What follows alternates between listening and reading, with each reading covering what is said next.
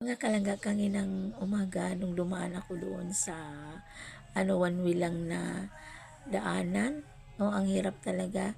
Tapos may pa na maraming doon, maraming bintang pang morning snack. May kape sila, kompleto doon. Tapos masikip.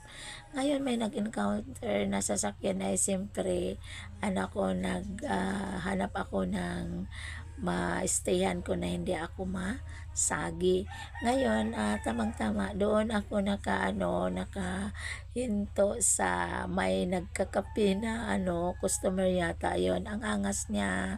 Tapos ang kulit niya parang paikot-ikot. Tapos pag lingon pa niya ako, muntik ako na sa kape niya tapos siya pa ang galit. Kaya tuloy-tuloy na lang talaga ako na nag-walking.